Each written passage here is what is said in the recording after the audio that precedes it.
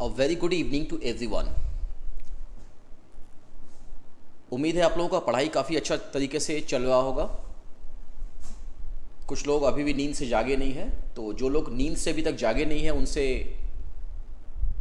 ये रिक्वेस्ट करूँगा या फिर उनको ये कहूँगा कि प्लीज़ आप नींद से जाग जाओ। टाइम बहुत ज़्यादा आपके पास में है नहीं और एग्ज़ाम्स भी है जो है वो दिसंबर के मंथ में होने वाला है। चाहे आप सीए के स्टूडेंट्स हो या फिर आप सीएमए के स्टूडेंट्स हो, आप लोगों को नींद से अब जागना चाहिए। वक्त आ गया है अब कुछ करने का, कुछ कर दिखाने का, और अब तक आपने जो कुछ भी जिस तरीके से पढ़ाई किया उसको और बेहतर तरीके से परफॉर्म करने का। क्योंकि अब तक आपने क्या किया ये अलग बात है, और आप जिस वजह से पढ़ रहे हो, जिस जगह से इस मुकाम तक पहुंचे हो और जिस मुकाम तक आपको पहुंचना है, उसके लिए अब आपको अपना 100% देने का वक्त जो वो आ गया है। कुछ लोगों को ऐसा लगता है कि सपोज वो पढ़ाई कर रहे हैं और जस्ट पास हो जाएंगे तो इनफ है, कोई दिक्कत नहीं, पास हो जाएगा तो चलेगा। बट अब जब वही पास होने के बाद में आप जब अपना रिजल्ट्स ले करके जब कहीं जाते हो, सपोज किसी कॉलेज में या किसी यूनिवर्सिटी में एडमिशन करवाने के लिए, तो आप देखते होंगे कि वहाँ पर आप जैसा मार्क्स या आपसे बेहतर मार्क्स पाने वाले लोग, आपसे बहुत सारे लोग आपसे आगे लाइन में खड़ा है। वहाँ जाकर आपको पता चलता है कि एग्जैक्टली आप तो कुछ भी नहीं हो। आपको लग रहा था, आपको ये गलतफहमी थी कि आपने जो कुछ भी पढ़ाई किया वो काफ़ी अच्छा था, आपने जो मार्क्स पाया वो शायद सबसे अच्छा मार्क्स है, मे बी आप स्कूल टॉपर रहे होंगे, कॉलेज टॉपर रहे होंगे। बट जब आप किसी दूसरे यूनिवर्सिटी या किसी कॉलेज में जब एडमिशन करवाने जाते हो तो वहाँ पे देखते हो कि बहुत सारे लोग हैं जो आपसे भी बेहतर है और आपसे भी अच्छा करने की वजह से वो उस जगह पे है। तब आपको असलियत जो अपना समझ में आता कि नहीं, कि मुझे और भी अच्छा करना है। मतलब आपको उस भीड़ देख करके, उस क्राउड को देख करके समझ में आता है कि एग्जैक्टली व्हाट यू आर। इस पे कहावत है, कहा गया है कि अ ट्रैवलर, सपोज यहां पे ट्रैवलर जो वो स्टूडेंट ही है, a traveller went to sea what he could see and all that he could see was sea sea sea. यहां पर दो सी है, एक SEEC यानी देखना और दूसरा SEAC। तो जब आप देखते हो तो आपको चारों तरफ CCC यानी SEAC, चारों तरफ आपको समुंदर ही समुंदर नजर आता है। तब आपको पता चलता है कि भाई आप तो किस दुनिया में रह जाते हैं। आपको तो गलतफहमी थी कि आप काफ़ी अच्छा हो, काफ़ी अच्छा पढ़ाई कर रहे हो। अब आपको समझ में आ रहा है कि नहीं भाई, मेरे से भी बेहतर लोग इस दुनिया में है, मेरे से भी अच्छा स्टूडेंट्स इस दुनिया में है, और मेरे को उनसे बेहतर बनना है, और उसके लिए जो कुछ भी है वो आपको करना पड़ेगा। पढ़ाई लिखाई का कोई एंड नहीं है, पढ़ाई लिखाई चलता रहेगा। जब तक दुनिया है पढ़ाई लिखाई चलता आया है, चलता रहेगा। पढ़ाने वाले लोग भी रहेंगे, पढ़ने वाले लोग भी रहेंगे, क्योंकि पढ़ाई कभी खत्म नहीं होता है। वो कहते हैं ना, स्टडी इज समथिंग। लोग कहते हैं कि भाई क्या पढ़ाई है, पढ़ा लिख के क्या होगा सर, पढ़ लिख के कुछ होने वाला है। यस, पढ़ने लिखने का कोई एज लिमिट नहीं होता है। पढ़ने लिखने का कोई एज लिमिट नहीं होता है। कोई जो है पढ़ते पढ़ते जो है काफ़ी उम्र हो गया, अब लगता है कि मुझे कुछ चीज़ें जो मैंने पहले अचीव नहीं किया, अब शायद मैं पढ़ के वो अचीव कर सकता हूँ। यस, वो कर सकते हैं, ऑफ कोर्स वो कर सकते हैं। आपके लिए स्ट्रॉन्ग डिटर्मिनेशन आपके अंदर होना चाहिए। For example you can say, जैसे आप बोल सकते हो कि स्टडी एक ऐसा चीज़ जो कभी खत्म होने वाला नहीं है। Study is something which never ends, it is a rod which never bends. Study is good, not bad. Thinkers of bad are always mad. Some persons say study is useless, but they are those who are brainless. जिसके पास दिमाग नहीं होता है ना, वही कहते study कुछ भी नहीं है, स्टडी करके क्या फ़ायदा। बट जिसके पास ब्रेन होता है वो कहते हैं कि नहीं, स्टडी एक ऐसा चीज़ है जो कभी खत्म होने वाला नहीं है। वो पढ़ाई लिखाई है जो आपको एक अच्छे इंसान के तौर पे आपको बनने का मौका देता है। तो खैर ये तो कुछ मोटिवेशनल बातें थी जो मैंने किया। अब मेन टॉपिक पे हम लोग आते हैं। आज का क्लास रखने का मेन मुद्दा ये था कि कुछ लोग मुझे बताया कि सर आपने वो एक टॉपिक पढ़ाया था वेरिएशन, पता नहीं सर वो वेरिएशन क्या था, कुछ समझ में नहीं आ रहा मेरे को, प्लीज़ वो वापस से अगर वो रिकैप करते तो अच्छा होता है, एग्जाम्स आ रहा है, डर लग रहा है, कुछ टॉपिक्स तो क्लियर है बट वेरिएशन के एग्जैक्टली होता है क्या, मतलब वेरिएशन होता क्या है।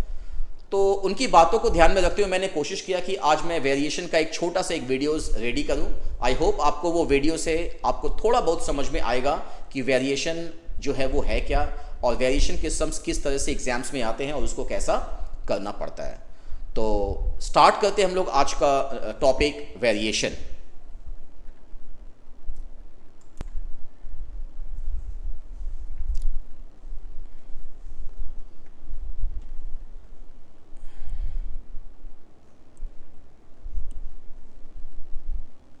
वेरिएशन, आज का हम लोग टॉपिक स्टार्ट किए हैं वेरिएशन। वेरिएशन जो होता है वो 3 तरह का वेरिएशन होता है।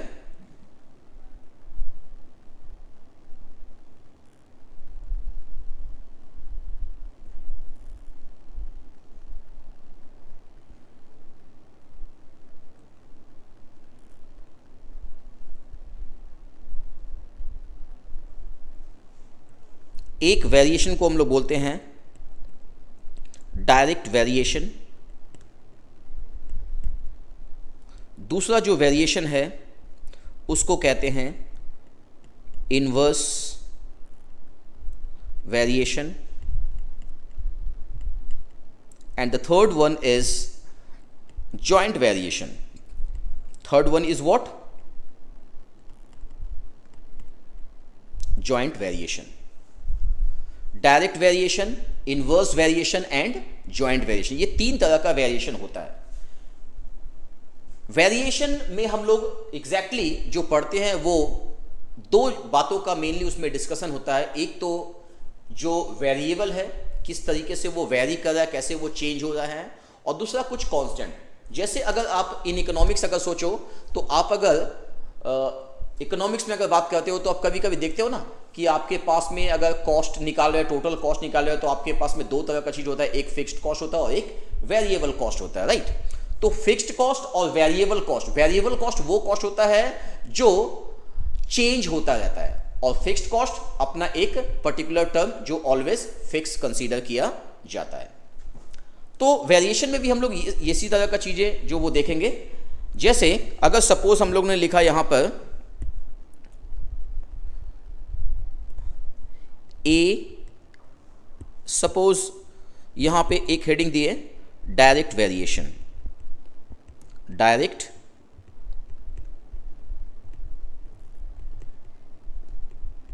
वेरिएशन। तो डायरेक्ट वेरिएशन में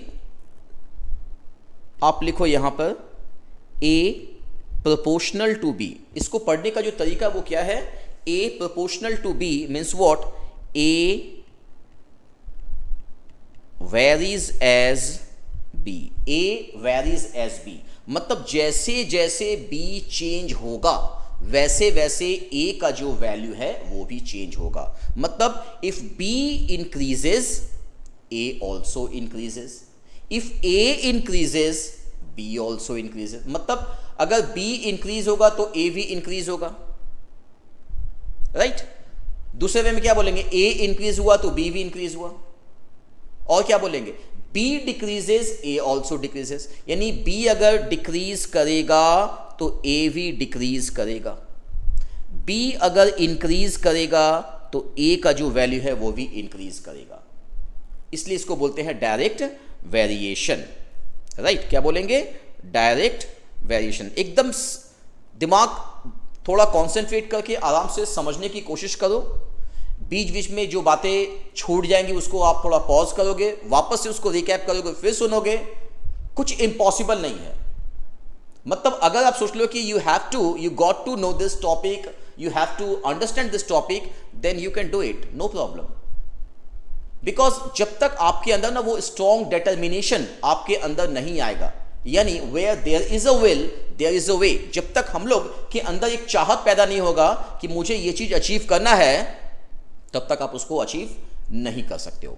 मेहनत तो भाई करना पड़ेगा, बिना मेहनत का कोई चीज हासिल नहीं हो सकता है, और अगर हासिल हो गया तो उसकी आप जिंदगी में कभी भी कदर नहीं करोगे, राइट।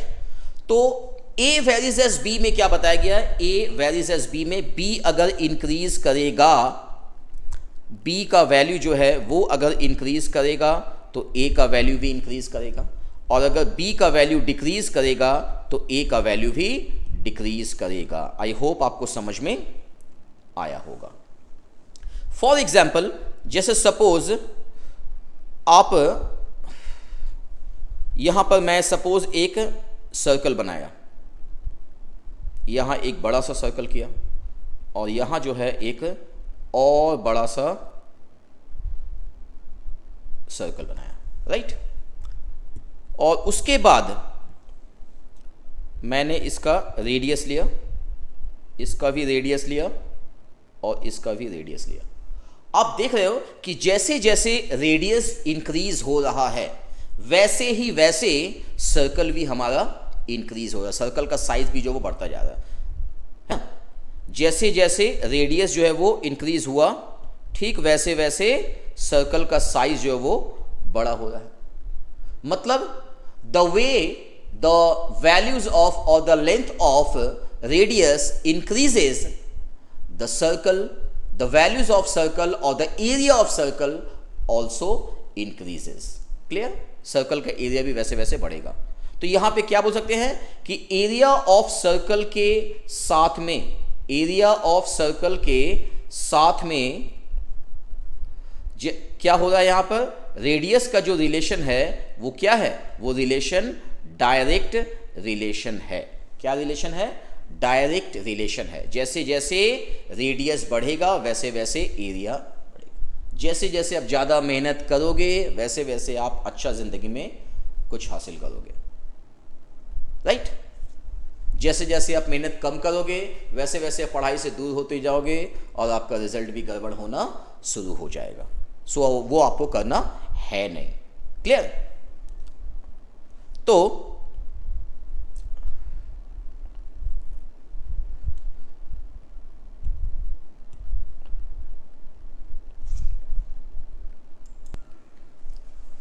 डायरेक्ट के बाद में हम बात करते हैं, सपोज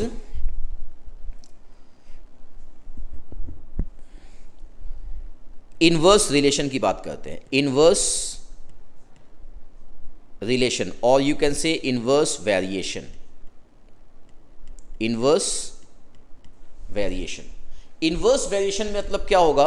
अगर हम यहां पे लिखे a और यहां लिखे वेरीज एज 1/c, इसको पढ़ेंगे a is inversely proportional to c। क्या पढ़ेंगे इसको? a varies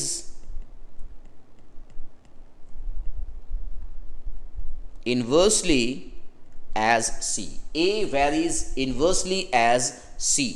a varies inversely as c। मतलब c का वैल्यू अगर डिक्रीज करेगा तो a का वैल्यू इंक्रीज करेगा। इनवर्स का मतलब उल्टा।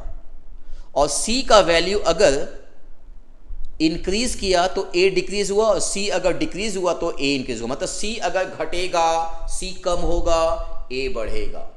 c का वैल्यू अगर बढ़ेगा, c का वैल्यू, तो a का वैल्यू कम हो जाएगा वो, राइट। इनवर्स मतलब अपोजिट, यानी एक के बढ़ने से दूसरा जो वो घटेगा और एक के घटने से दूसरा बढ़ेगा। इसी को बोलते हैं inversely proportional. Inversely proportional.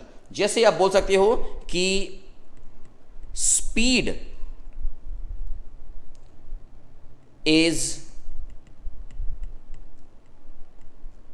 inversely proportional to time। speed is inversely proportional to time, यानी टाइम अगर ज्यादा होगा, ज्यादा टाइम तक अगर गाड़ी अगर चलेगा, राइट, टाइम के साथ में जो स्पीड का रिलेशन है वो क्या होगा? इनवर्स होगा। यानी टाइम बढ़ने से स्पीड जो है वो घटेगा, टाइम घटने से स्पीड जो है वो बढ़ेगा, राइट। टाइम अगर कम होगा स्पीड बढ़ेगा, टाइम अगर ज़्यादा होगा तो स्पीड जो वो कम होगा, यानी एक बढ़ने से एक घट रहा है। तो स्पीड के साथ जो टाइम का रिलेशन है वो क्या है, इनवर्स रिलेशन है। क्लियर? अब ये डायरेक्ट मैंने पहले बताया, direct relation, right, direct relation मैंने बताया,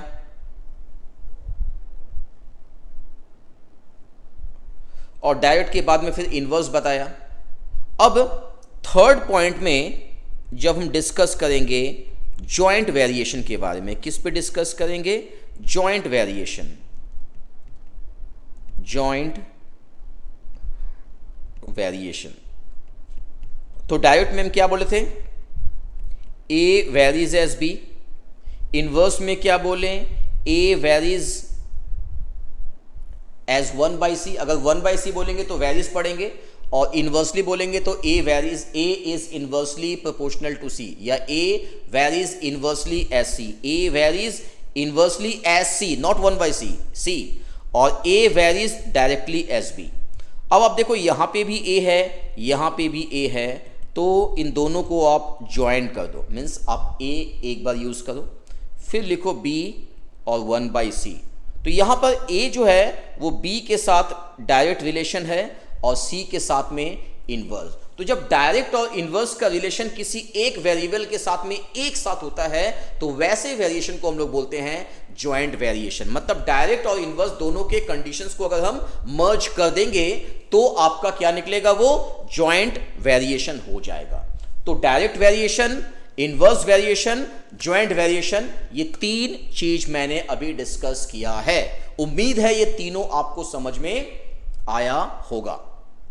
अब इस पे कुछ एग्जाम्पल जब तक नहीं करेंगे ना तब तक चीजें जो है वो और ज्यादा क्लियर नहीं होंगे, क्योंकि पता है मेरे को बहुत सारे कॉमर्स स्टूडेंट ऐसे भी हैं जिनका मे बी 11-12 में मैथ्स नहीं रहा होगा, जो 10 भी बहुत मुश्किल से डरते डरते किसी तरीके से पास हो गए।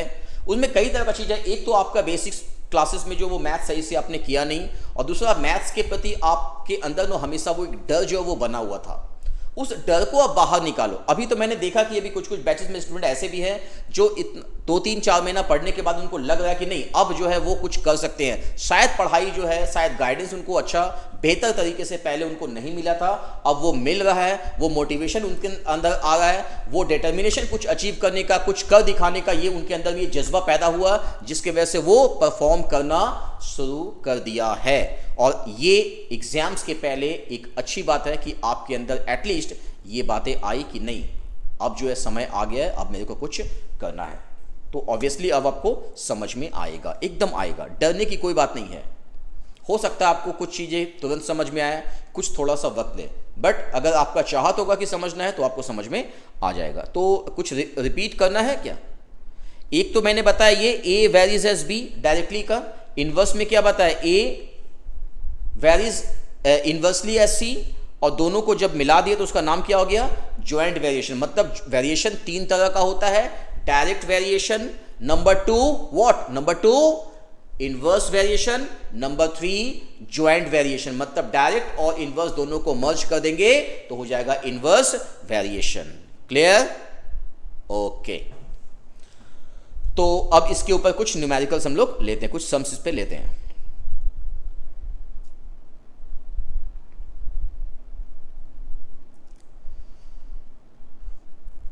कुछ सम्स लिखते हैं, लिखिए। If A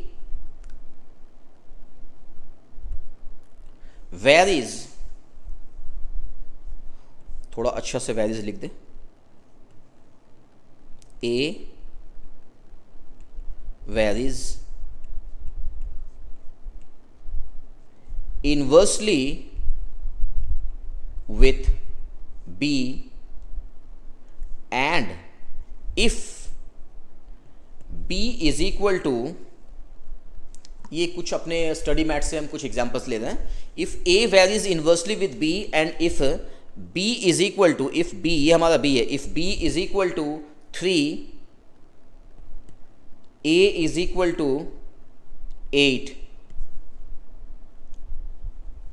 then B is equal to what if A is 2। कुछ नहीं है, आपको देख रहा है ये क्या क्या लिख दिया, क्वेश्चन मार्क, ये वो सब फलाना फलाना, क्या कुछ नहीं, कुछ नहीं, बस आप क्वेश्चन को आराम से पहले पढ़ो और जैसे जैसे बोला गया है वही वही आपको करना, आपको एक्स्ट्रा कुछ भी नहीं करना है। सबसे पहली बात क्या बोला गया, ए वेरीज इनवर्सली विथ बी, तो इनवर्सली विथ बी को क्या लिखेंगे, इस तरीके से लिखेंगे। इनवर्सली मतलब 1/, में लिखना है आपको, क्लियर, ओके। जब आप इनवर्सली ये हटाओगे ये साइन, तो आपको कुछ कांस्टेंट लेना पड़ेगा। सपोज वो कांस्टेंट जो वो के है, वो कांस्टेंट क्या है, के है। के इज व्हाट, के इज कांस्टेंट ऑफ वेरिएशन। के क्या है, कांस्टेंट ऑफ वेरिएशन। अब ए का वैल्यू कितना दिया हुआ है, 8, तो इन प्लेस ऑफ ए आप 8 पुट कर दो। फिर क्या करेंगे भाई, बी का वैल्यू कितना है, 3 है, तो आप बी के जगह पे 3 पुट कर देंगे, क्लियर, यस, पुट कर देंगे। अब आप इसको मल्टीप्लाई करेंगे, क्रॉस मल्टीप्लाई, तो 8 इंटू 3 कितना हो जाएगा, 24। So you got the values of के विच इज इक्वल टू 24। के का वैल्यू आपको 24 मिल गया, राइट। वापस से आप ये जो सेकेंड लाइन है ना, उसको फिर से लिखेंगे। Now a is equal to k of 1/b, right. क्योंकि इस टॉपिक से जनरली जो क्वेश्चंस है वो CMA फाउंडेशंस में ही आता है, और CA फाउंडेशन में इसमें से टॉपिक नहीं आता ये, और ये जो टॉपिक है इसमें से बेसिकली बेसिक जो सम्स है वही आता है एग्जाम्स में। And you might have done this topic when you were in class 10 WB, West Bengal board में जब क्लास 10 में अगर होंगे स्टेट बोर्ड में, तो ये टॉपिक उन लोगों ने किया है। अदर बोर्ड में ये टॉपिक जो है वो क्लास 10 में नहीं है, बट इसका कॉन्सेप्ट आपने साइंस वगैरह के टॉपिक में आपने अक्सर किया होगा। और अभी इकोनॉमिक्स में तो अक्सर ये टॉपिक वेरिएशन जो यूज़ होता ही होता है, डिमांड, सप्लाई, ये सब जगह पढ़ेंगे तो वहाँ पे ये डायरेक्ट वेरिएशन, इनवर्स वेरिएशन, ये सब आपको मिलता रहेगा आपको, और मिला भी होगा। तो अब क्या बोला गया है, इफ a इज 2, a का वैल्यू जो वो कितना है, 2 है, और k का वैल्यू कितना आ गया, 24 आ गया। अब आपको क्या निकालना है, b आपका क्वेश्चन मार्क था, करेक्ट। अब क्या करेंगे, अब इस b को हम 1/, में था, क्रॉस मल्टीप्लाई करके इधर लेके चले आए, और 24 के नीचे आ जाएगा 2। कोई बोलेगा सर 1 क्या होगा, भाई 24 इंटू 1 क्या होगा, 24 क्या पूछ रहे हो, 24 इंटू 1 क्या होगा, 24 होगा। अब ये 2 से 24 को कट कर दो, तो b का वैल्यू कितना आ गया, 12। तो इस तरीके से हम लोगों का आंसर आ गया, क्लियर, शायद सबको समझ में आया होगा।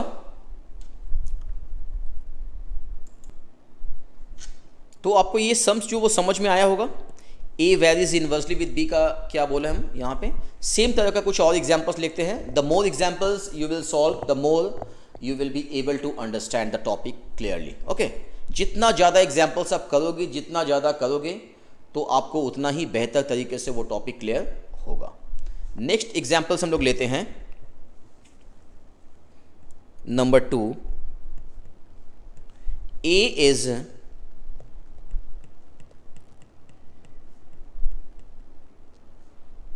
proportional to the square root of b if a is equal to 3, then b is equal to 16.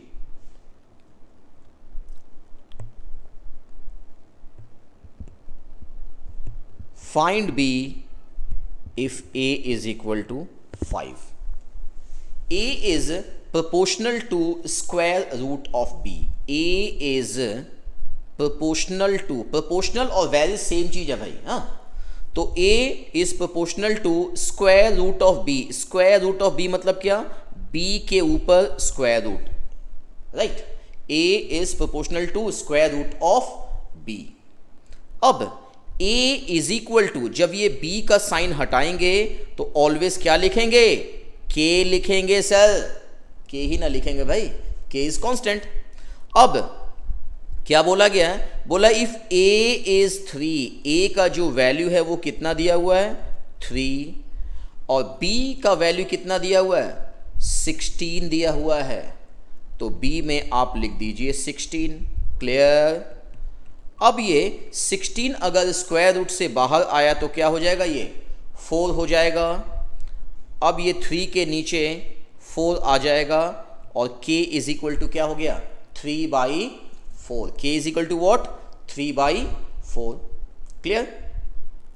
फिर आप लिखिए नाउ, आपको मैंने क्या बोला, बार बार रिपीट कर रहा हूं, सेकेंड स्टेप को आपको लिखना है। Now a is equal to k square root of b। Clear.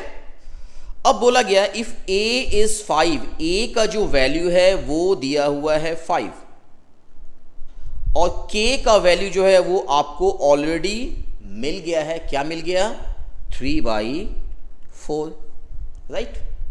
अब आप यहां पे लिख दो इसको b। क्लियर। अब ये 5 से 4 को इंटू करेंगे 20 और 3 आपके नीचे आ जाएगा यहां, रूट ओवर ऑफ b।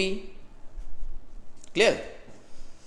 अब ये b का वैल्यू हमको निकालना था, यहां से b का स्क्वायर निकला। कभी भी रूट को हटाने के लिए हम लोग को क्या करना पड़ता है, तो सर स्क्वायरिंग बोथ साइड करना पड़ता है, तो कर देते हैं squaring both side. Squaring both sides, तो स्क्वायरिंग बोथ साइड जब करेंगे तो 20/3 का स्क्वायर होगा और रूट जो है वो b से हट जाएगा, तो क्या हो जाएगा, b इज इक्वल टू 20 का स्क्वायर, 20 इंटू 20। कुछ लोग तो ऐसा भी बेवकूफ है कि 20 स्क्वायर का मतलब 20 इंटू 2 कर देगा। गजब है भाई। 20 का स्क्वायर मतलब 20 विल बी मल्टीप्लाइड बाई 20। 20 को 20 से मल्टीप्लाई करेंगे, 20 इंटू 20। अब ऐसा गड़बड़ी एग्जाम में मत कर देना, फिर बोलोगे सर आप ही तो बताए थे। 20 इंटू 20 कितना हो जाएगा, ये 400 हो जाएगा और 3 इंटू 3 कितना हो जाएगा, 9। तो इतना कचरा करने का दरकार नहीं है आपको, डायरेक्टली आप वहां पे स्क्वायर करके उसको लिख दीजिए। राइट। 20 का स्क्वायर हो जाएगा 400, 20 इंटू 20 और 3 का स्क्वायर क्या हो जाएगा, 9।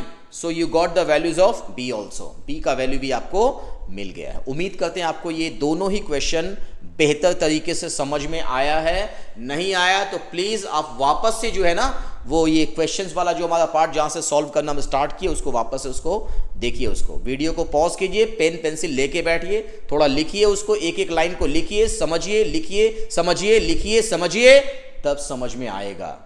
ऐसे ही नहीं कि फट सा देखे, कहानी सुने और गाना की तरह याद हो गया, नहीं, ऐसा कुछ नहीं होता है। आपको पेन पेंसिल लेके बैठना पड़ेगा, आपको लिखना पड़ेगा कि आप क्या पढ़ रहे हैं, क्या देख रहे हैं और क्या लिख रहे हैं। क्लियर। ओके। कुछ लोग तो सम्स का साइज देख के बोलता भाई सम्स इतना लंबा है, मेरे से तो नहीं होगा। अरे भाई पढ़ तो ले, पहले पढ़ ले, सब समझ में आएगा। पढ़ोगे नहीं, बिना पढ़े जो है आपको आंसर भी चाहिए, कैसे होगा पॉसिबल। आपको पढ़ना पड़ेगा, आपको देखना पड़ेगा। क्लियर। नेक्स्ट एग्जांपल फिर लेते हैं, फिर एक कोशिश करते हैं हम लोग। Number 3, A varies inversely with B and if B is equal to 3 then A is equal to 7. Find A if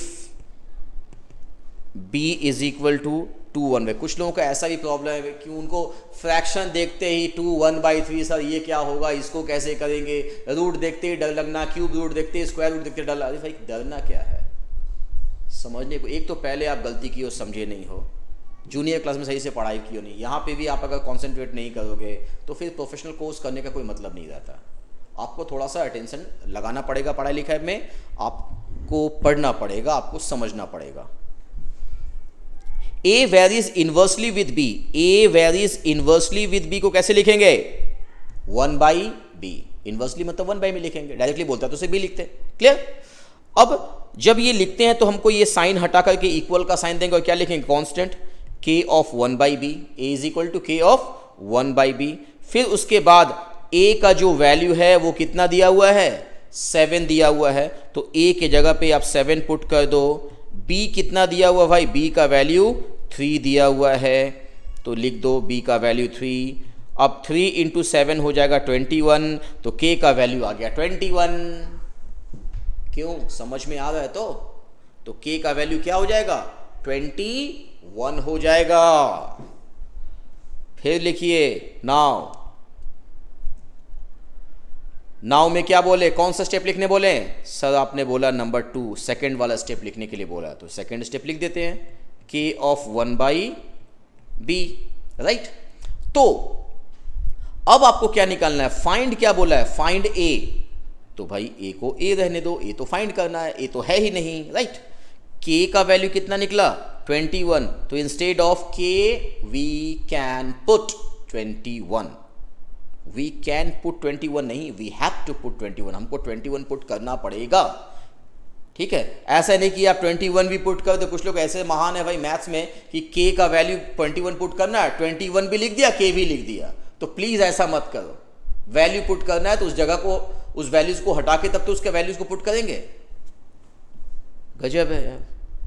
b का वैल्यू कितना है 2 1/3, अब इसको क्या करेंगे सर, यहां भी प्रॉब्लम है 2 1/3, भाई यहां पे क्या प्रॉब्लम है 2 3 6, 6 + 1 7, 7/3 मिक्स फ्रैक्शन नाम सुना ही होगा भाई, तो 7/3, तो b की जगह आप लिख दो 7/3, right.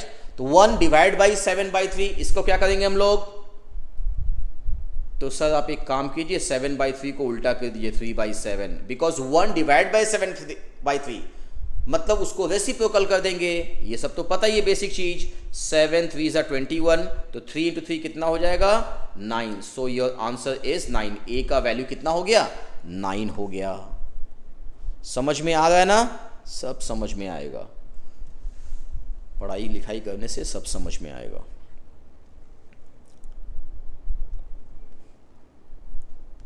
If x varies as y and x is equal to 3 when y is equal to 24, then find the value of y, find the value of y when x is 8, when x is 8। इसी तरह का basic sums आता है भाई यार, tough sums आता नहीं है, सब इजी है, पूरा पढ़ाई लिखाई इजी है, मैथ्स इजी है, बस दिमाग लगाओ थोड़ा सा, यहाँ से सोचो, यहाँ से मत सोचो, यहाँ से सोचो, समझ में आएगा। सबके पास दिमाग होता है। x वेरीज एज y, तो x इज इक्वल टू क्या होगा ky, x is equal to क्या होगा ky। अब x का वैल्यू यहां पे कितना दिया हुआ है 3 दिया हुआ है, तो क्या करेंगे सर, तो x के जगह वैल्यू पुट करेंगे। k क्या करेंगे भाई, k एज इट इज लिखेंगे, k का वैल्यू तो निकालना पहले। अब y कितना दिया हुआ भाई, तो y 24 दिया हुआ है, तो k की जगह क्या करेंगे 24 पुट कर देंगे, है ना। अब ये 3 बाई में आ जाएगा 24 equals to k, 3 1s 3 8s, k is equal to क्या हो जाएगा 1/8, क्या होगा k इज इक्वल टू 1/8, तो k का वैल्यू निकल गया। फिर क्या करोगे, नाउ लिखोगे प्यार से एकदम, now x is equal to ky, x is equal to ky। अब क्या निकालना है, x 8 दिया हुआ है, तो x का वैल्यू 8 पुट कर दो, k कितना है 1/8 है, तो ये हो जाएगा y। अब क्या करेंगे 8 8 = 64, तो y का वैल्यू कितना निकल गया 64, ये हमारा आंसर हो गया है। उम्मीद है आपको ये अभी तक का चारों सम समझ में आया होगा, है ना, आया होगा। एक और नंबर्स का एग्जांपल्स लेते हैं, फिर उसके बाद थोड़ा सा सम्स को चेंज करेंगे, टाइप थोड़ा चेंज करेंगे। A varies inversely with B and B is equal to 10 when A is equal to 2. Find A when B is equal to 4. कुछ लोग बोल रहे थे कि सर मैथ्स जो है वो कमज़ोर है, सर कैसे मैथ्स को ठीक करें? प्रैक्टिस, और कुछ नहीं है। Practice makes a man perfect. Practice जो है इंसान को परफेक्ट बनाता है। प्रैक्टिस करना पड़ेगा, दिमाग थोड़ा लगाना पड़ेगा, पेन पेंसिल उठाना पड़ेगा, थोड़ा खटना पड़ेगा, मेहनत करना पड़ेगा, और कुछ नहीं, हो जाएगा मैथ्स। सम्स को बार बार पढ़िए, तब तक पढ़िए जब तक आपको समझ में नहीं आ जाए, ठीक है? डरने से कुछ हासिल होने वाला जिंदगी में नहीं है, राइट? तो A varies inversely with B, क्या होगा भाई? ए वेरीज इनवर्सली मतलब क्या होता है? 1/b। फिर क्या करेंगे? a इज इक्वल टू के 1/b। अब देखो कि मैं कोशिश करता हूं कि एक ही तरह का एग्जाम्पल्स जो है कई बार, 3 बार, 4 बार, 5 बार, 6 बार, 7 बार, ऐसा एक ही तरह के एग्जाम्पल्स बार बार रिपीट करता हूं। Why? The reason is only, जब आप एक एग्जाम्पल्स को बार बार देखोगे, बार बार उसको सुनोगे, तो आपको अल्टीमेटली वो समझ में आ जाएगा, राइट? आप एक ही तरह का एग्जाम्पल्स एक ही करोगे तो आपको थोड़ा सा क्वेश्चंस भी एग्जाम्स में अगर घुमा दिया है तो आप कंफ्यूज्ड हो जाओगे, और वो हम नहीं चाहेंगे कि आप कंफ्यूज्ड हो, राइट? आपको प्रॉपर टाइम पे प्रॉपर डिसीजन लेना है, प्रॉपर आंसर्स को टिक करना है, जो सही आंसर है वही आपको टिक करना है, तो आपको प्रैक्टिस से ही ये हासिल होगा। तो अब देखो यहां पर b का वैल्यू 10 है जब a का वैल्यू 2 है, तो a की जगह आप पुट कर दो 2 और b का जो वैल्यू पुट कर दो 10, राइट? अब k क्या हो जाएगा? 2 इंटू 10 यानी 20। फिर क्या करेंगे भाई? वही करेंगे सेकेंड स्टेप जो अब तक करते आए हैं। उम्मीद करते ये 5 एग्जाम्पल सेम टाइप का लेने से आपको काफी कुछ समझ में आया होगा।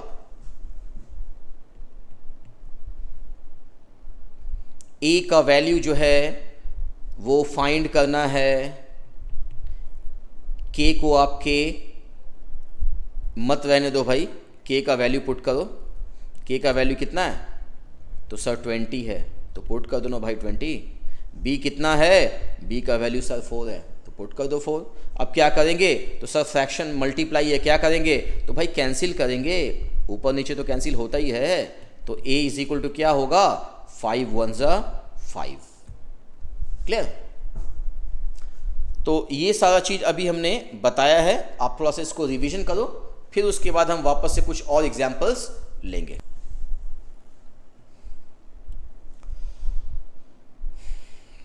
चलिए चलिए चलिए चलिए, कहीं चलना नहीं है, अगला सम करते हैं हम लोग। नेक्स्ट क्वेश्चन लिखिए, question number 6। If y varies as 1/x², हमने क्या बोला था कि अगर वेरीज टर्म यूज करेंगे तो 1/x², ऐसा 1 में बोलेंगे, और अगर इन्वर्सली टर्म यूज करेंगे तो what we say y is inversely proportional to x²। दोनों तरीका पढ़ने का। तो y इनवर्सली मतलब 1 में आ गया, राइट? अब ये y इज इक्वल टू क्या होगा? तो ये साइन को हटाएंगे और क्या लिखेंगे? k लिखेंगे। क्या लिखेंगे? k लिखेंगे। अब उसके बाद कुछ वैल्यूज जो वो दिया हुआ होगा, क्वेश्चन तो मैंने लिखा ही नहीं, ये क्या हो गया रे बाबा? क्वेश्चन पहले यहां पे लिख लेता हूं। If y varies as x² and x is equal to 2 when y is 9, x 2 है when y is 9, find y when x is 3, find y when x is 3। Clear? कैसे बनाएंगे इसको? मालूम है सबको समझ में आ रहा होगा, बन भी जा रहा है काफ़ी लोगों से, तो आप ट्राई कीजिए, मैं भी ट्राई करता हूं। जिनको नहीं समझ में आया kindly look at the screen. तो पहली बात तो y is equal to k of 1/x² लिखेंगे, ये क्वेश्चन में दिया हुआ है, कुछ इन्वर्सली वगैरह लिखा है, ऐसे डायरेक्टली लिखा हुआ था, ये लिख दिया मैंने। अब कुछ वैल्यूज़ यहाँ पे आई थिंक दिया हुआ है। क्या दिया हुआ? तो सर y का वैल्यू 9 दिया हुआ है, तो क्या करेंगे, y के जगह पे 9 पुट कर देंगे और क्या करेंगे। तो सर k का वैल्यू दिया हुआ नहीं है भाई, k तो पहले निकालेंगे, वैल्यू क्या दे देगा, सब कुछ दे देगा? नहीं, k को बोलेंगे हिडन ट्रेजर। तो अब x का वैल्यू यहां पे कितना है, 2 दिया हुआ है, तो x की जगह आप 2 पुट कर दो। क्लियर? अब ये 9 लिखेंगे, k लिखेंगे, 2 का स्क्वायर 4, तो अब क्या करेंगे सर, क्रॉस मल्टीप्लाई करेंगे, तो 4 इंटू 9 कितना होगा, तो सर 36 होगा। k का वैल्यू कितना हो जाएगा, 36 हो जाएगा। अब क्या करेंगे, तो सर सेकंड वाला स्टेप आप बताए थे ना लिखने के लिए, तो वही हम लोग लिखेंगे। तो ठीक है भाई, सेकंड वाला स्टेप हम लिख दिए। तो सर अब उसके बाद अब क्या करना चाहिए, तो सर उसके बाद ना आपको ना यहाँ पे फाइंड y करना है, तो y को आप y रहने दीजिए क्योंकि वो तो फाइंड करना है। तो सर और क्या करना होगा, तो सर आपके पास में k का एक वैल्यू दिया हुआ, क्या दिया हुआ है, 36 दिया हुआ है, तो क्या करेंगे सर, k की जगह 36 पुट कर दीजिए, पुट कर दिए। अब क्या करेंगे, तो सर एक काम और कर सकते हैं, आपको x का वैल्यू भी पता है ना, क्या पता है, 3, तो क्या करेंगे, तो x का वैल्यू पुट कर देंगे, जो पावर दिया वो वही लिख देंगे। समझ में आया ना सर? ओके,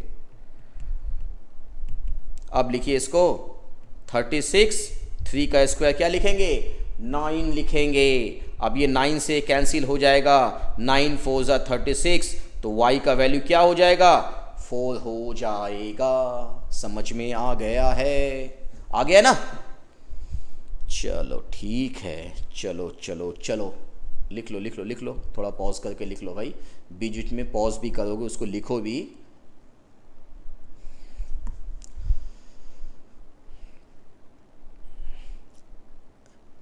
तो इस तरह के एग्जाम्पल्स काफ़ी हो गया हम लोगों का।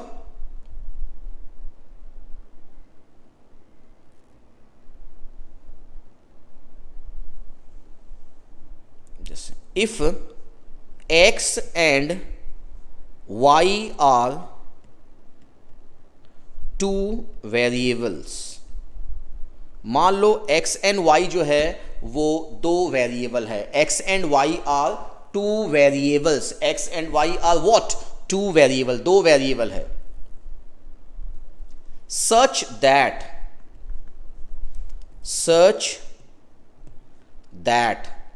x varies as y, ये कंडीशन गिवन है। अब बोला गया है ऑब्टेन अ रिलेशन, क्या बोला गया है, obtain a relation between x and y, x and y में आपको एक रिलेशन निकालना है। If x is equal to 20, y is equal to 4। Clear? और कुछ भी दिया हुआ नहीं है, यही बोला गया है क्वेश्चन में। तो क्वेश्चन में यही बोला गया है, तो भाई इसके अकॉर्डिंगली ही जो पॉसिबल होगा वो हम लोग करेंगे, इसके अकॉर्डिंगली, राइट? घबराने का कोई दरकार नहीं है, सम्स को पढ़ेंगे, सम में जो जो बोलेगा वही वही लिखेंगे, जैसे जैसे वैल्यू बैठाने बोलेगा वैसे वैसे वैल्यू बैठाएंगे, और ठीक वैसे वैसे हमारा आंसर भी निकल जाएगा। क्लियर? चलिए, पहले क्या बोला गया भाई, if x and y are 2 variables such that x varies as y, ये तो कंडीशन आपको दिया हुआ है, x वेरीज एज y। जब भी ये कंडीशन दे हो ना, जब भी दिया हुआ हो ये कंडीशन, जब भी दिया हुआ हो ये कंडीशन, तो क्या करेंगे, x is equal to ky, ऐसा लिख देंगे, वेरीज का साइन हटाएंगे और ऑलवेज k लिख देंगे। ये आपका सेकेंड लाइन ऑलवेज यही इसी तरीके से लिखना पड़ता है, राइट?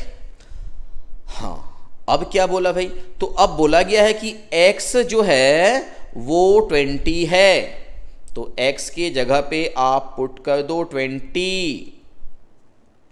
तो सर y क्या है, y का वैल्यू 4 है, वो भी पुट कर देंगे, यस ऑफ कोर्स पुट कर देंगे। तो ये 20 बाई क्या हो जाएगा, 4, इसको कैंसिल करेंगे तो क्या हो जाएगा, 5, k is equal to 5, k is equal to 5। ठीक है। अब तो कुछ बोला नहीं गया सर, आगे तो कुछ वैल्यू दिया हो नहीं, अभी तक तो वैल्यू दिया हुआ रहता था, तो भाई नहीं दिया हुआ तो नहीं दिया हुआ है, सिंपल सा बात है। हम लोग सेकेंड लाइन को लिखेंगे must, x is equal to k of y। बोला क्या गया है, ऑब्टेन अ रिलेशन, x और y में क्या रिलेशन है, तो x को x रहने दो, k का वैल्यू क्या है 5 लिख दो, और यहां पर y, यही रिलेशन है x एंड y में। क्या रिलेशन है कि x is 5 times of y, x जो है वो y का 5 गुना है, x क्या है y का 5 गुना है, क्लियर, x क्या है y का 5 टाइम्स है। समझ में आया, इसी को तो रिलेशन बोलते हैं, है ना। ओके, और कुछ, चलिए ये कितना नंबर सम था भाई, भूल गए यार। अच्छा, क्वेश्चन नंबर 7 ही था अभी, ज़्यादा नहीं, 10 सम्स अपने लोग करेंगे, 10 सम्स काफ़ी, हालांकि इतना क्वेश्चन से भी हो जाएगा, बट 10 सम्स मिनिमम 10 तो एक क्लास में यार करना चाहिए एटलीस्ट, ठीक है। बहुत कम करवा, ये टॉपिक बहुत ज़्यादा इजी टॉपिक है।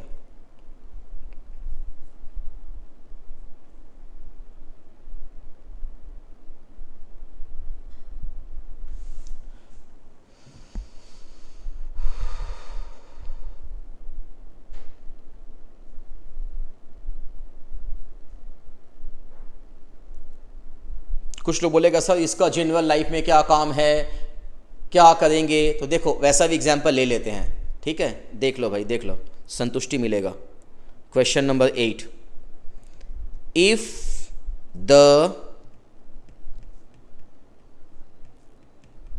Cost price of 12 kg of rice, if the cost price of 12 kg of rice, 12 kg rice का कॉस्ट प्राइस इज दिया हुआ है ₹10।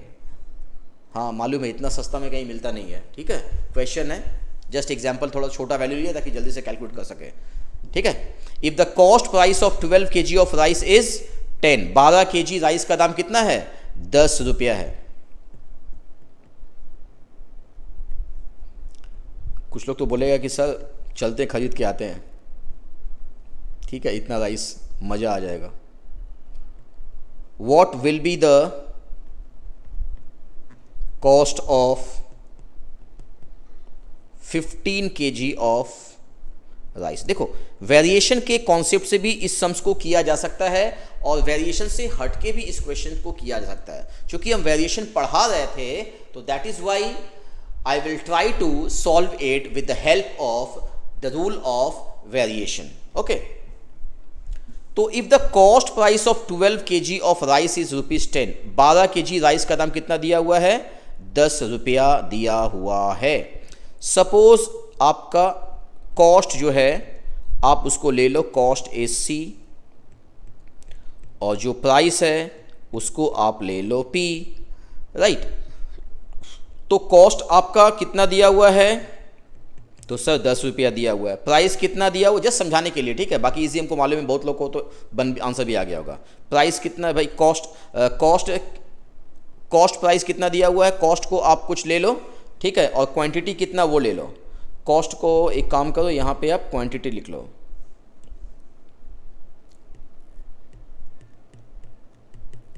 क्वांटिटी कितना है, तो सर 12 kg है, राइट। बाद में क्या बोला कि what will be the cost, cost जो है हमारा क्या होगा, इफ जो क्वांटिटी है वो अगर 15 kg हो जाए, तो वो हमारा 15 kg हो जाए तो क्या करेंगे, तो क्या करेंगे भाई, एक तो आपका कॉस्ट दिया हुआ C, कॉस्ट के साथ में क्वांटिटी का क्या रिलेशन है, तो सर डायरेक्ट रिलेशन है। सर आप कैसे समझे भाई, क्वांटिटी अगर ज़्यादा होगा तो उसका कॉस्ट भी ज़्यादा होगा, क्वांटिटी अगर कम होगा तो उसका कॉस्ट भी कम होगा। ज़्यादा राइस का दाम ज़्यादा होगा, कम राइस का दाम कम होगा, तो there is a direct relation between cost and quantity. अब क्या लिखेंगे? तो sir C is equal to k of q लिख सकते हैं क्या? बिल्कुल लिख सकते हैं। तो अब क्या दिया हुआ है? तो sir C is equal to 10 दिया हुआ है, तो लिख देते हैं भाई। Q क्या लिखा है? तो सर 12 लिखा है, लिख देते हैं भाई। तो 10/12 इज इक्वल टू के। ये कैंसिल होगा? यस कैंसिल होगा, 2 का टेबल से कैंसिल होगा।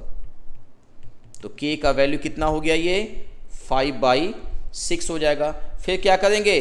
तो सर सेकेंड वाला जो स्टेप आप बोले थे वही ना लिखना पड़ता है, तो हाँ भाई वही लिखेंगे, C इज इक्वल टू के क्यू। अब C हमको निकालना है। K का वैल्यू कितना हो गया? 5/6 हो गया। Q का वैल्यू कितना हो गया? तो सर 15 हो गया। 3 का टेबल में आया था, 3 2 ज़ा 3 5 ज़ा 15, ऐसा लिख दिए हम लोग। अब उसके बाद ये कितना हो जाएगा? तो 25/2। 25/2 का मतलब कितना हो जाएगा? तो 12 रुपया 50 पैसा हो जाएगा, राइट। 12 रुपया 50 पैसा जो वो कॉस्ट हो जाएगा। ये वेरिएशन के तरीके से मैंने बताया। इस सम्स को इजी वे में भी बन सकता है ये सम कि 12 kg राइस का दाम 10 रुपया। देखो इजी वे में कैसे बनाएंगे, क्योंकि एग्जाम में कोई वे नाम का चीज़ है नहीं, जिसे समझाने के लिए बताया कि भाई इसका यूज़ कहाँ पे होता है। अदरवाइज मेरा और कोई इंटेंशन नहीं था आपको ज़्यादा कंफ्यूज करने का। भाई 12 kg है ना, तो उसका दाम कितना है? तो सर 10 टका है, 10 रुपया है। तो 1 kg का दाम कितना होगा? तो सर कम हो जाएगा ना। 1 kg का दाम क्या होगा? कम हो जाएगा। तो सर 15 kg है ना, उसका दाम पूछा है, तो क्या करेंगे? 10/15 कर देंगे। तो ये क्या करेंगे? 3 5 ज़ा 15, 3 4 ज़ा 12, फिर 2 2 4, 2 5 ज़ा, ये भी कितना है? 25/2। तो आंसर कितना आ जाएगा? 12.50। ये इस मेथड को क्या बोलते थे हम लोग बचपन में, याद है? यूनिटरी मेथड बोलते थे। यूनिटरी मेथड इसको कहते थे, राइट। इसको हम लोग वेरिएशन के रूल से भी करते हैं। बाद में आप जब क्लास थोड़ा सीनियर क्लास में गए तो इसी यूनिटरी मेथड का आपने नाम दे दिया rule of 3, rule of 3, rule of 2, ये सब नाम आपने दे दिया है, सब सेम चीज है भाई। चलिए next question.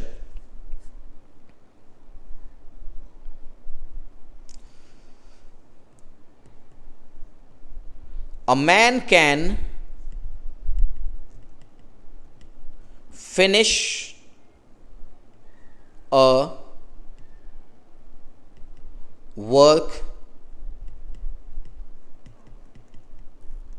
working 8 hours a day. A man can finish a work, एक आदमी जो है एक काम को फिनिश कर सकता है वर्किंग 8 hours a day, एक दिन में 8 घंटा काम करके, इन 5 days, मतलब हर दिन अगर वो 8 घंटा करके काम कर रहा है तो 5 दिन में वो बंदा काम को कंप्लीट कर सकता है। If he works now 10 hours, अब जो है वो आदमी 10 घंटा करके काम अगर करता है और डेली करता है कि भाई हम 10-10 घंटा करके खटेंगे, स्टैमिना है, कर देगा, कोई बात नहीं है। तो in how many days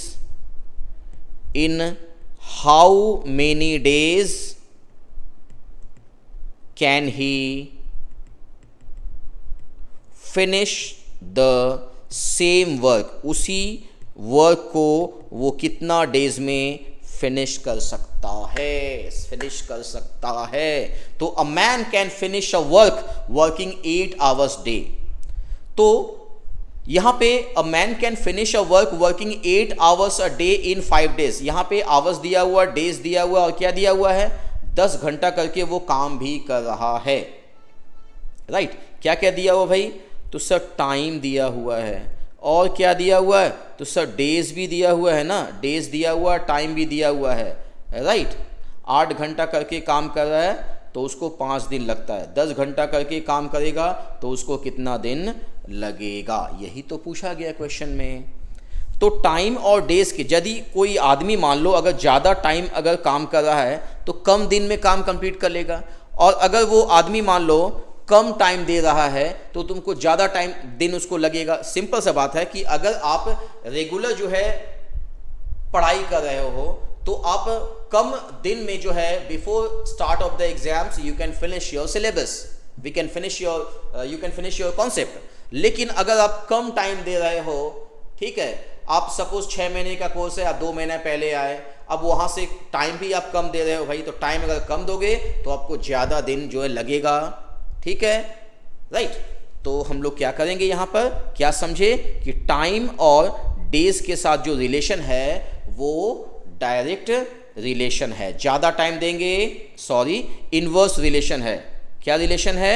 inverse, क्योंकि ज़्यादा टाइम दोगे कम दिन में काम हो जाएगा, कम टाइम दोगे ज़्यादा दिन में काम होगा। तो डेज के साथ में जो टाइम का रिलेशन है वो क्या है? इनवर्स रिलेशन है।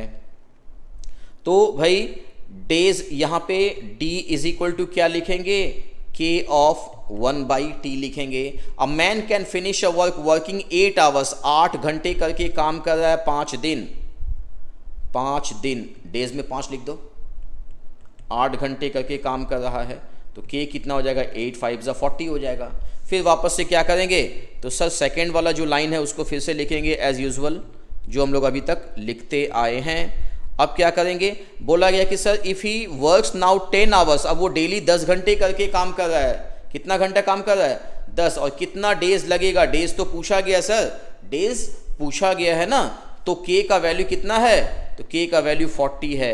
t कितना है? t कितना है? तो t कितना दिया हुआ है? तो t दिया हुआ 10 घंटे करके, तो यहाँ 10 पुट कर दो, 10 से 40 को काट दो, तो डेज कितना लगेगा?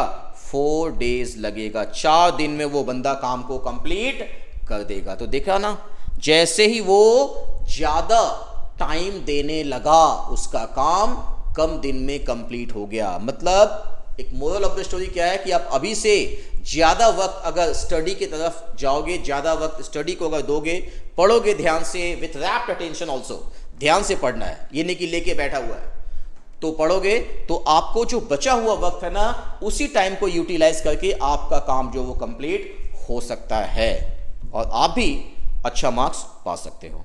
तो ये हमारा सम नंबर क्या था भाई? सम नंबर 9 था, right.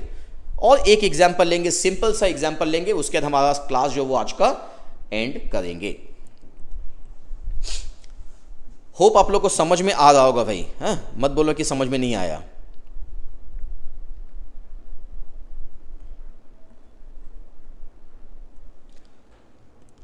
If a plus b varies as a minus b, okay, then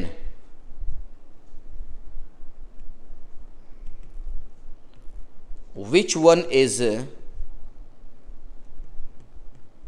correct? Option A varies as b.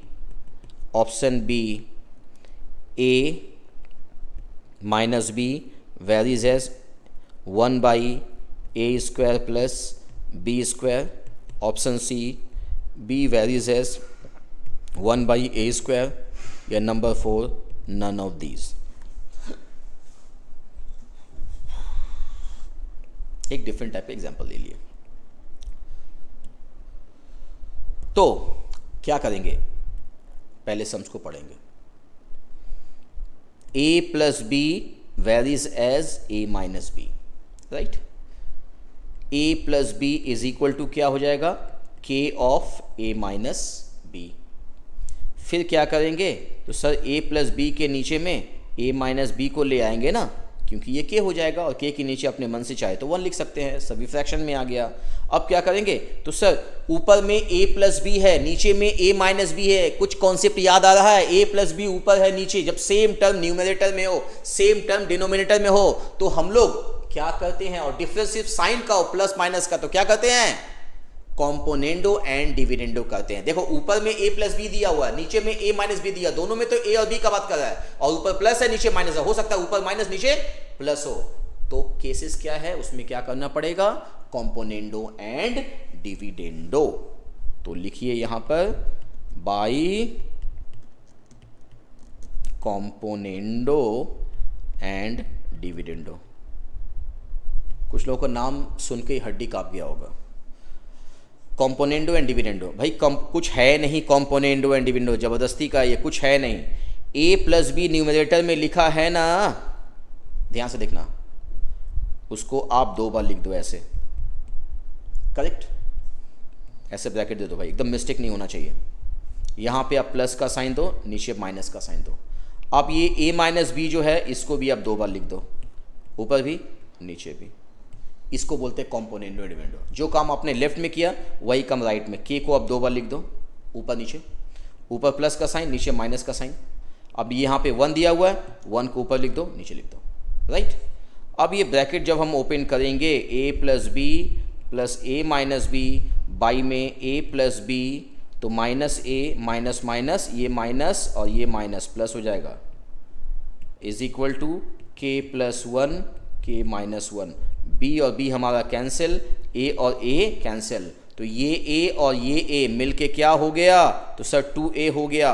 ये b और ये b क्या हो गया, तो सर ये 2b हो गया। 2 को कैंसिल कर सकते हैं भाई, यस, k प्लस 1 बाई के माइनस 1। तो a और b जो है वो क्या आ गया, तो सर वो तो कांस्टेंट आ गया, ये सब कुछ तो कांस्टेंट है, k plus 1 K minus 1, k constant, तो उसके साथ कोई नंबर्स लगा हुआ तो वो भी क्या होगा, कांस्टेंट होगा, वो वेरिएबल नहीं होना चाहिए। तो अब ये कांस्टेंट हटाएंगे तो क्या होगा, a is directly proportional to b, constant हटेगा तो क्या होगा, a वेरीज एज b। अरे भाई देखना, अभी तक हम लोग क्वेश्चन में क्या लिख रहे थे, कहीं पे मान लो a वेरीज एज b लिखे, इसका मतलब क्या हुआ, a इज इक्वल टू के बी हुआ ना, a इज इक्वल टू के बी हुआ ना।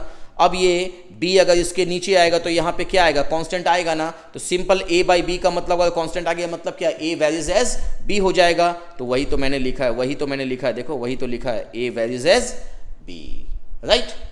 तो इस तरीके से वेरिएशन का ये टॉपिक जो है वो हमारा ऑलमोस्ट, कोशिश मैंने किया है, बाकी आप जब दोबारा इसको पढ़ोगे लिखोगे तब इसको समझ में सही से आएगा, और अच्छा से समझ में आया भी होगा, आई होप बहुत लोगों को समझ में आ गया होगा। तो इसको ध्यान से पढ़िए, उसको कॉपी में नोट डाउन कीजिए, ठीक है, आपको समझ में आ गया होगा। इसी तरीके से आगे और अलग अलग टॉपिक, जो टॉपिक मेरे को लगा कि आप लोगों को शायद समझ में नहीं आएगा and you have forgotten that topic, तो मैं कोशिश करूंगा कि और ज़्यादा से ज़्यादा इसके ऊपर वीडियोस जो है वो बना करके शेयर करूं, और जो ऑफलाइन में जो लोग क्लासेस, जो बच्चे पढ़ने के लिए आ रहे हैं उनका तो क्लास में समझ में आ जाएगा। क्लियर? तो आप लोग अच्छा से पढ़ाई कीजिए, मेहनत कीजिए और अपना गोल पाने की कोशिश कीजिए। तब तक के लिए आज क्लास यहीं एंड करते हैं, अगले क्लास में फिर मिलेंगे कुछ नया डिफरेंट टॉपिक के साथ में। तब तक के लिए नमस्कार, बेस्ट ऑफ लक भाई। ठीक है, उम्मीद है सबको समझ में आया होगा। चलो ठीक है, क्लास ख़त्म करें, ओके ख़त्म करते हैं तब।